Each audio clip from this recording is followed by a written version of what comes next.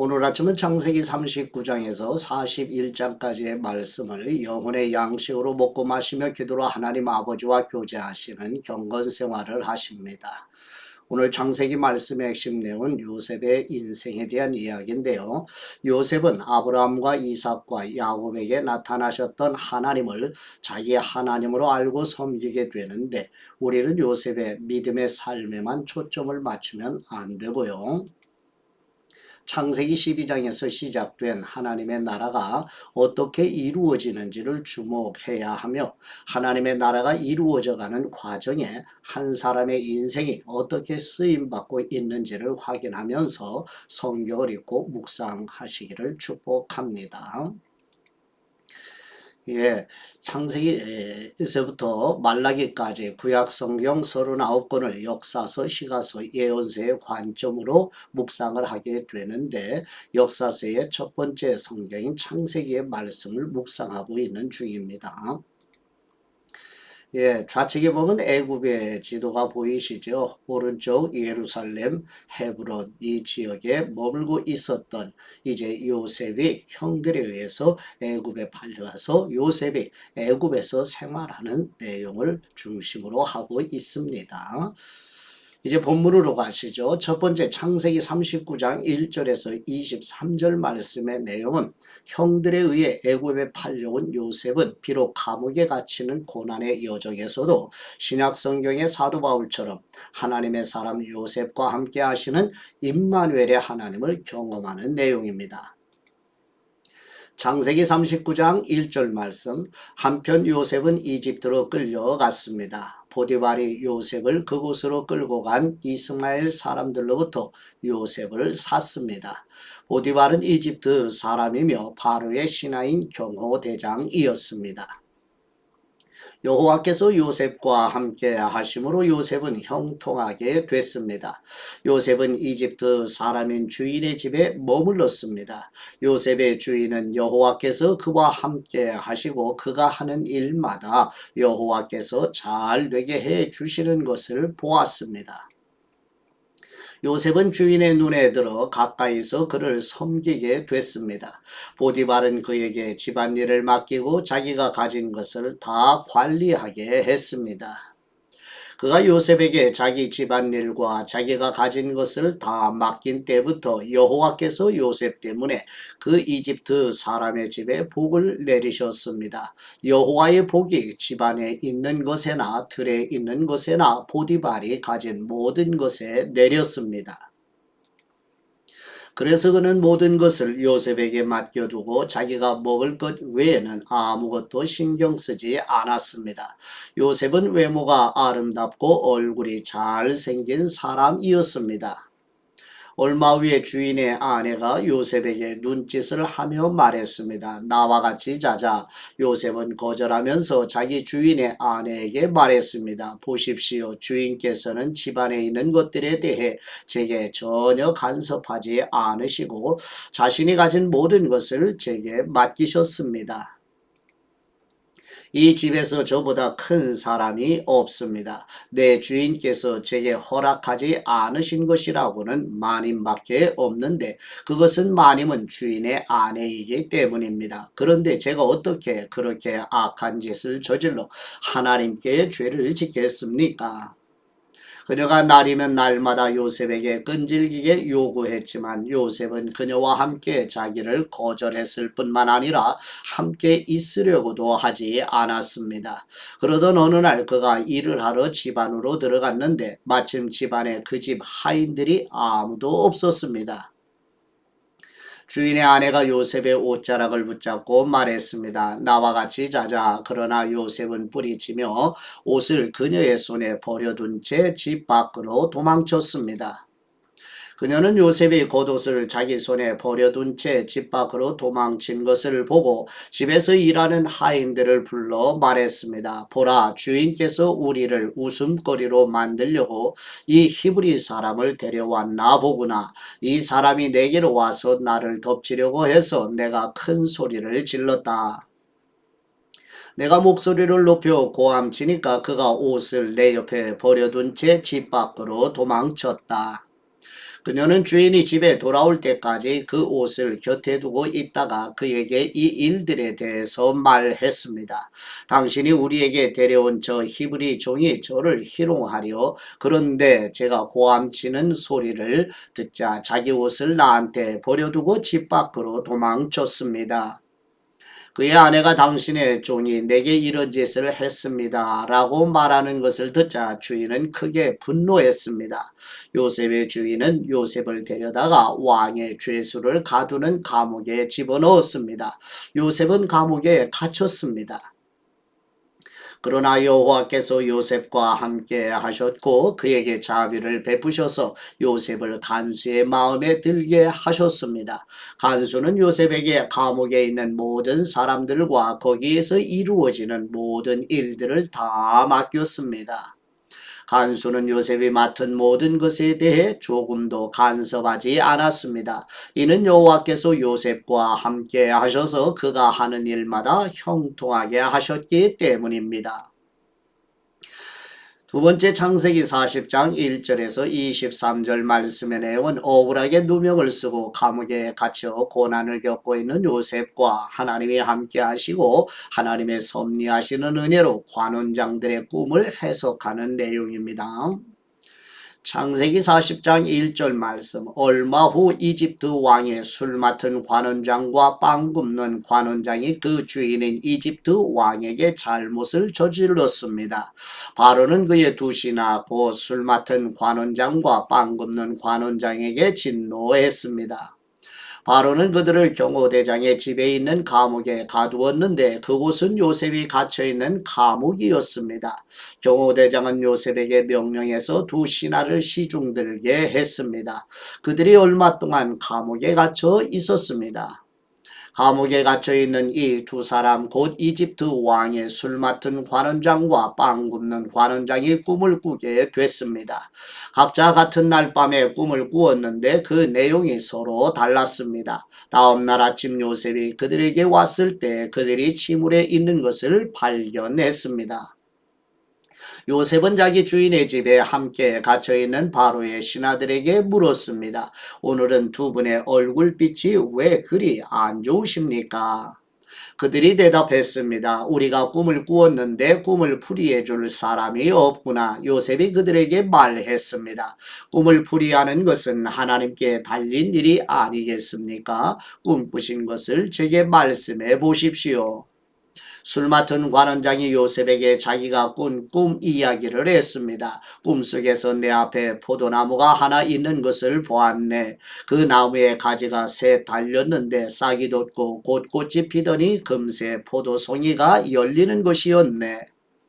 내 손에 바로의 잔이 들려 있기에 내가 포도를 따서 바로의 잔에 짜 넣었네. 그리고 그것을 바로께 드렸네. 요셉이 말했습니다. 이 꿈은 이런 뜻입니다. 가지 셋은 3일입니다. 3일 안에 바로께서 관원장님을 풀어주시고 관원장님의 지위를 회복시켜 주실 것입니다. 관원장님이 전에 바로의 술 맡은 관원장이셨을 때 하던 대로 바로의 손에 잔을 올려드리게 될 것입니다. 일이 잘 풀리면 저를 기억하시겠다고 약속해 주십시오. 제게 은혜를 베풀어 바로께 제 이야기를 하셔서 저를 이 감옥에서 내보내 주십시오. 저는 히브리 땅에서 끌려왔는데 여기에서 감옥에 갇힐 만한 일은 결코 하지 않았습니다. 요셉의 꿈풀이가 좋은 것을 보고 빵 굽는 관원장도 요셉에게 말했습니다. 나도 꿈을 꾸었는데 보니까 내 머리 위에 빵 바구니 3개가 있었네. 맨 위에 있는 바구니에 바로께 드릴 온갖 구운 빵들이 있었는데 새들이 내 머리 위에 있는 그 바구니의 빵을 먹어버렸네. 요셉이 말했습니다. 그 꿈은 이런 뜻입니다. 새 바구니는 3일입니다. 3일 안에 바로께서 관원장님의 목을 베고 몸을 나무에 매달 것입니다. 그러면 새들이 관원장님의 살을 뜯어 먹을 것입니다. 그 3일째 되는 날은 바로의 생일이었습니다. 바로는 모든 신하들을 불러 잔치를 베풀었습니다. 바로는 그의 신하들 앞에서 술 맡은 관원장과 빵 굽는 관원장을 불러들였습니다. 바로는 술 맡은 관원장을 원래의 직위로 복귀시켜 그가 바로에게 잔을 바치게 했습니다. 그러나 바로는 빵 굽는 관원장의 목을 매달았습니다. 요셉이 그들에게 꿈을 풀어준 대로였습니다. 하지만 술 맡은 관원장은 요셉을 기억하지 않고 잊어버렸습니다. 아멘. 세 번째, 창세기 41장 1절에서 36절 말씀의 내용은 요셉의 꿈을 해석한 대로 석방된 술 맡은 관원장이 요셉을 기억하지 못하고 있을 때 하나님의 섭리하시는 은혜로 요셉의 애굽왕 바로의 꿈을 해석하도록 인도하시는 내용입니다. 창세기 41장 1절 말씀. 그로부터 2년 후에 바로가 꿈을 꾸었습니다. 그가 나일 강가에 서 있었는데 아름답게 생긴 살진암소 7마리가 강에서 올라와 갈대 풀을 뜯어먹고 있었습니다. 그 뒤에 흉측하고 마른 암소 7마리가 뒤따라 강에서 올라와 강둑에서 이 소들 옆에 서 있었습니다. 흉측하고 마른 암소들이 아름답게 생긴 살진 암소 7마리를 잡아먹어 버렸습니다. 그리고 바로가 잠에서 깨어났습니다. 바로가 다시 잠이 들어 두 번째 꿈을 꾸었습니다. 한 줄기에 토실토실한 좋은 이삭 7개가 자라고 있었습니다. 그런데 보니 마르고 동풍에 시든 이삭 7개가 싹 텄습니다. 그리고 마른 이삭들이 토실토실하고 굵은 이삭 7개를 삼켜버렸습니다. 그리고 바로가 잠에서 깨어나 보니 그것은 꿈이었습니다. 아침에 바로는 마음이 편치 않았습니다. 그가 사람을 보내 이집트의 모든 마술사들과 지혜자들을 불러들였습니다. 바로가 그들에게 자기가 꾼 꿈을 말해 주었는데 그 꿈을 풀이할 수 있는 사람이 아무도 없었습니다. 그때 술 맡은 관원장이 바로에게 말했습니다. 오늘에야 제가 그동안 잊고 있었던 제 잘못이 생각났습니다. 언젠가 바로께서 종들에게 화가 나셔서 저와 빵 굽는 관원장을 경호대장의 집에 가두신 적이 있으십니다. 그때 저희가 같은 날 밤에 꿈을 꾸었는데 서로 다른 의미가 있는 꿈이었습니다. 그때 거기에 젊은 히브리 청년 하나가 저희와 함께 있었습니다. 그는 경호대장의 종이었습니다. 저희가 그에게 저희의 꿈을 이야기해 주었더니 그가 저희에게 꿈을 해석해 주었는데 각자의 꿈에 따라서 그 의미를 풀이해 주었습니다. 그리고 그가 저희들에게 해석해 준 대로 일이 이루어졌습니다. 저는 제 자리로 돌아오게 됐고 빵 굽는 관원장의 목이 매달렸습니다. 바로가 사람을 보내 요셉을 불러들였습니다. 그들은 즉시 요셉을 감옥에서 데리고 나왔습니다. 그는 수염을 깎고 옷을 갈아입은 다음 바로 앞에 나갔습니다. 바로가 요셉에게 말했습니다. 내가 꿈을 꾸었는데 아무도 그것을 풀지 못했다. 내가 너에 대해 하는 말을 들어보니 너는 꿈 이야기를 들으면 풀 수 있다고 하더구나. 요셉이 바로에게 대답했습니다. 제가 아니라 하나님께서 바로께 평안한 대답을 주실 것입니다. 바로가 요셉에게 말했습니다. 꿈속에서 보니 내가 나일 강둑에 서 있었다. 그런데 살지고 모양새가 좋은 암소 7마리가 강에서 올라와 갈대풀을 뜯어먹고 있었다. 그 뒤를 이어 약하고 보기에 아주 흉하며 야윈 다른 소 7마리가 올라왔다. 나는 이집트 온 땅에서 그렇게 형편없는 소들을 본 적이 없다. 그런데 그 형편없고 마른 소들이 처음에 살진 소 7마리를 잡아먹는 것이다. 그것들은 먹고 나서도 굶은 것처럼 여전히 그 생김새가 형편없었다. 그리고 내가 잠에서 깨었다. 다시 내가 꿈에서 보니 굵고 좋은 알곡이 달린 7개의 이삭이 한 줄기에서 자라나고 있었다. 그 뒤를 이어 마르고 동풍에 시든 7개의 이삭이 싹 텄다. 그리고 나서 그 마른 이삭들이 좋은 이삭 7을 삼켜버렸다. 내가 이것을 마술사들에게 말해주었지만 내게 그 꿈을 설명해주는 사람이 없었다. 요셉이 바로에게 말했습니다. 바로의 꿈은 다 같은 것입니다. 하나님께서 이제 하시고자 하는 일을 바로께 보여주신 것입니다. 7마리 좋은 소는 7년을 말하며 7개의 좋은 이삭도 7년을 말합니다. 이 꿈은 같은 것입니다. 나중에 나온 7마리의 마르고 형편없는 소들 역시 7년을 말하고 동풍에 마른 속이 빈 이삭 7도 흉년이 7년 동안 있을 것을 말합니다. 제가 바로 이렇게 말씀드린 것과 같이 이것은 하나님께서 이제 하시고자 하시는 일을 바로 이렇게 보여준 것입니다. 두고 보십시오. 이집트 온 땅에 7년 동안 큰 풍년이 있게 될 것입니다. 그 후에 7년의 흉년이 뒤따를 것입니다. 그러면 이집트의 모든 풍요로움이 잊혀지고 기근이 땅을 뒤덮을 것입니다. 뒤에 따라올 기근이 너무 심해 이 땅에 풍요로움이 있었는지 기억조차 못하게 될 것입니다. 이 꿈이 바로께 2번이나 반복해 보인 것은 이 일을 하나님께서 결정하셨고 하나님께서 이 일을 서둘러 행하실 것이기 때문입니다. 이제 바로께서는 분별력과 지혜가 있는 사람을 찾아 이집트 땅 위에 세우십시오. 바로께서는 이렇게 행하십시오. 온 땅의 감독들을 임명하시고 7년의 풍년 동안 이집트에서 추수한 곡식의 5분의 1을 거두어 드리게 하십시오. 이제 다가올 풍년 동안에 이 식량들을 모아들이시고 왕의 권한 아래 이 곡식들을 각 성읍들에 쌓아놓고 지키게 하십시오. 이 양식들은 이집트 땅에 일어날 7년 동안의 흉년에 대비한 식량이 될 것입니다. 그러면 이 땅이 흉년으로 망하는 일이 없을 것입니다. 아멘.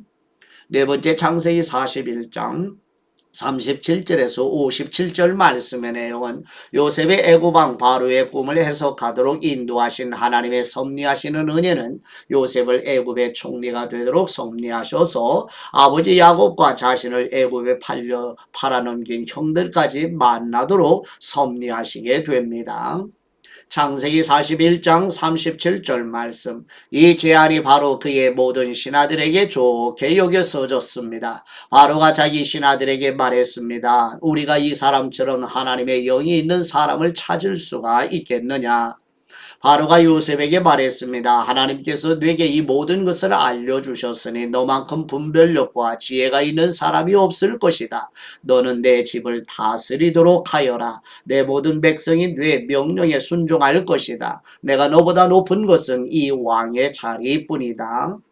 바로가 요셉에게 말했습니다. 보아라, 내가 지금 너를 이집트 온 땅 위에 세우노라. 바로가 자기 손가락에서 반지를 빼 요셉의 손가락에 끼워주고 고운 삼배로 된 옷을 입히고 그 목에는 금목걸이를 걸어 주었습니다. 그는 또한 요셉을 자기의 2번째 수레에 태웠습니다. 사람들이 요셉 앞에서 무릎을 꿇고 절하라고 외쳤습니다. 이렇게 해서 바로는 요셉에게 이집트 온 땅을 맡겼습니다. 바로가 요셉에게 말했습니다. 나는 바로다. 내 말이 떨어지기 전에는 이집트 온 땅에서 자기 손이나 발을 움직일 사람이 없을 것이다. 바로가 요셉에게 4분의 바네아라라는 이름을 지어 주었습니다. 그리고 온의 제사장인 보디베라의 딸 아스낫을 그에게 아내로 주었습니다. 요셉이 이집트 땅을 다스렸습니다. 요셉이 이집트 왕 바로 앞에 서게 됐을 때 그의 나이 30세였습니다. 요셉은 바로 앞에서 나와 이집트를 두루 살피고 다녔습니다. 땅은 7년의 풍년 동안 풍성하게 많은 소출을 냈습니다. 요셉은 그 7년의 풍년 동안 이집트에서 생산된 모든 양식을 걷어 여러 성에 쌓아두었습니다. 그는 각 성의 주변에 있는 밭에서 거둔 양식들을 각 성에 저장해 두었습니다. 요셉은 바다의 모래처럼 어마어마하게 많은 양의 곡식을 모아두었습니다. 그 양이 너무 많아서 그는 다 기록할 수가 없었습니다. 흉년이 들기 전에 온의 제사장 보디베라의 딸 아스낫이 요셉에게 2 아들을 낳아 주었습니다. 요셉은 하나님께서 나로 하여금 내 모든 수고와 내 아버지 집의 모든 일을 다 잊게 하셨다라고 하며 맏아들의 이름을 므낫세라고 지었습니다. 그리고 그는 하나님께서 나로 하여금 내 고난의 땅에서 번영하게 하셨다라고 하며 작은 아들의 이름을 에브라임이라고 지었습니다. 이집트 땅의 7년의 풍년이 끝났습니다. 그리고 요셉이 말한 대로 7년의 흉년이 시작됐습니다. 다른 모든 나라에도 흉년이 들었지만 이집트 온 땅에는 식량이 있었습니다. 온 이집트 땅도 굶주리게 되자 백성들이 식량을 구하며 바로에게 부르짖었습니다. 그때 바로가 모든 이집트 백성들에게 요셉에게 가서 그가 하라는 대로 하라고 말했습니다.